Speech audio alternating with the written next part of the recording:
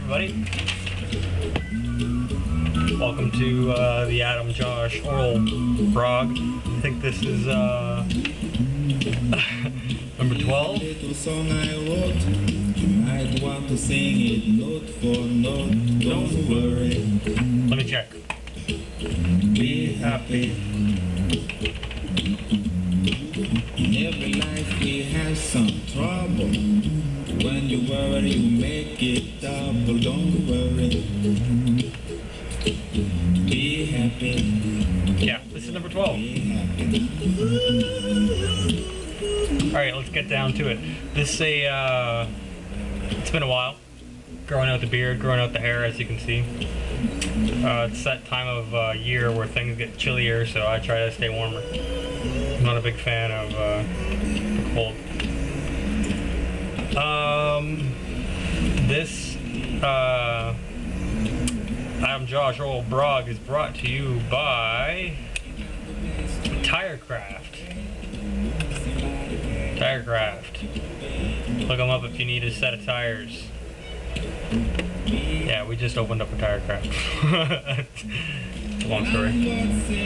But I've been busy doing stuff like that. Tire shop. We have a tire shop now. Moderately exciting. In other news, Lying to Children is the title of this brog, so let's get to it.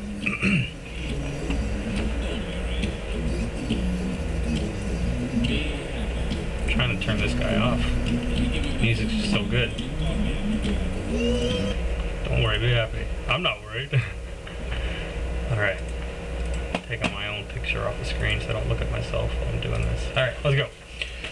Lying to Children. Let me start this off by saying that I am happy. Despite how this brog may sound or how I may come off, I am happy, in a happy place, and I'm not trying to make anyone else less than I am. With that said, let's move on. I've covered in Lying to Children parts 1 and 2 that I haven't celebrated Christmas among other Western holidays for 10 years now. So take whatever I say about it with my admission that I am someone who grew up in a family that did celebrate it, but later in life decided to refrain. You have my admission that I am now biased and probably subconsciously jaded. With all that said, let's move along. We can tackle this several ways. I could point you to videos and books discussing the origins of what we now call Christmas. We could talk about how Coca-Cola invented modern-day Santa. I could drone on about the obvious commercialism of this time of year, the corporate greed, or the fact that a one-day holiday is now stretched into 2 full months of Christmas. I could talk about the spiritual side to the holiday. We have a lot of options here. Seeing that this is the 3rd installment of an ongoing series, I think I'll talk about something we haven't yet. Let's talk about the tradition aspect. Sounds good to me. And actually, as I was, pardon me, as I was writing this, I was actually thinking of ways to talk about this because, you know, there's lots of different ways you can talk about the holidays. And so I'm going to go with the spiritual aspect, the greed aspect of the year, you know. So anyway, I'm going with the traditions topic. Tradition. Some can't be accounted for. Some seem disgusting to us. Take this for example. And I linked to a video where it's considered a rite of passage for these young African boys to have sex with a donkey. We've all heard about the tradition of female circumcision in some parts of the world. Have you heard about this cultural heritage of making artillery with your bare hands here in Pakistan? Again, I linked to videos. Speaking of Pakistan, I recently became aware of a practice during the Muslim holiday of Hajj, the pilgrimage to Mecca, of slaughtering camels in Pakistan. I probably could drop 1 or 2 of those Pakistans. I think we're being interrupted. Are we? No? I got a feeling we are. You know, you try to sit here and do a prog. I think it's a 50-50 chance that this customer is coming in here to talk to me. I'm not upset that customers are here. I'm just, you know, when you try to sit down and do something. Oh, let's see. The customer is not coming here. We are not being interrupted. Woo! Where was I? Okay, Pakistan. I just recently found out that camels are sacrificed in Pakistan during the month of Hajj. It's during the pilgrimage of Hajj. It just happened like earlier this month. Hajj is where they go to Saudi Arabia, go to Mecca to the Kaaba, circle around the Kaaba, do the 7 or 8 rites, the passage, and throw stones at the devil and all that jazz. It's a long story, a side issue.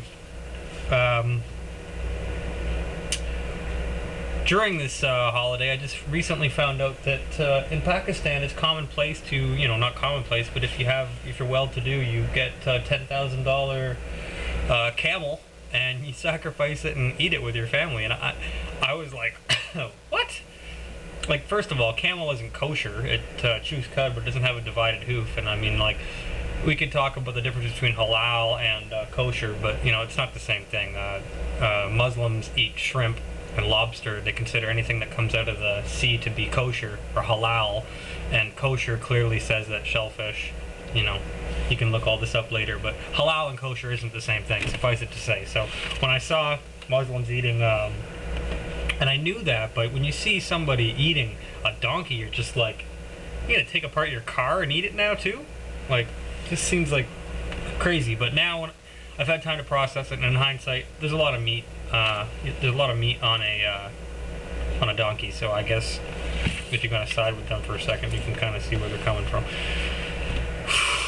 Wow, I got way off topic here. That one caught me off guard. It makes sense though, all that meat, certainly more than a goat. And they aren't cheap. I was told to purchase a camel $10,000 if you convert it to USA. It's apparently a sign of wealth. No thanks. Moving on. So some cultures have traditions that we don't quite understand. I'm sure we have traditions that would seem crazy to other cultures as well. Like, yeah, we cut down an evergreen tree and we decorate it with bells. Like, how would you explain that to somebody who's, other side of the world in Africa or something? Anyway, getting to my point. Sorry, I'm rusty. I haven't done a video blog in a while.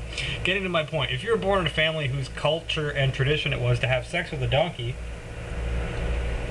before puberty, or kill an innocent child and eat his heart for strength, or eat a camel during Hajj, or circumcise your daughter or sister, and if you wanted to change, what would you do? What if you thought to yourself, you know what? I don't particularly feel like having sex with a donkey. Although I recognize that it's a part of tradition handed down to me, I'm just not feeling it. Change. And not the 60,000 more troops to a war you said you'd stop type change. Christmas, Easter, Halloween, Valentine's Day, Thanksgiving, these are all traditions. Traditions we don't have to continue if we don't want to. Hey, guess what? You have free will and free choice. If you decide after reading this or hearing this to research the origins of any of these holidays, and you come to the conclusion that you don't want to lie to your kids anymore, or that you don't want to continue celebrating this tradition, guess what? That's your choice. And you don't even have to explain yourself to anyone, least of all me. We don't choose what family or part of the world that we're born in, but we can choose how much involvement we have in carrying on traditions of that culture, whether we understand them or not. If I was born into a Mormon family in Salt Lake City, I'd probably be a Mormon up until the point that my personal religious studies and honest question asking got me to a point where I wanted to opt out. If I was born into a culture that said I had to have sex with a donkey to become a man, guess what? I may just decide not to be a man. I may run away. Who knows? Maybe if I was kept dumbed down enough, if information was restricted from me and my options limited, if I was firewalled off from information, like in China or some parts of North Korea, maybe I would just go along with whatever tradition was handed down to me, like stuck in the 1930s Stalinist communist. Side topic, North Korea. This is information. This is the information superhighway. If you're on the internet right now, you have access to all the information you can handle on any topic you choose. You can research all the origins of all the traditions we've been handed down in this culture, be they silly or sane, and you can choose whether or not you want to continue on in them or opt out. This Christmas season, I'm not asking people to opt out. I'm asking you to be honest with yourself and figure out if you in your heart of hearts really do identify with this culture and tradition that you were born into. And if you can't identify with it, let me be the first to gladly tell you, you're free. You have the power to opt out. And if you have kids, you have the power to stop lying to your children, affording them the same personal decision down the road without all the years of baggage. So welcome to Freedomville. Please think for yourself while you're here. That's my brog for today. The Adam Josh Oral Brog. AJOB 12. Thanks for tuning in. Be sure to tell your friends.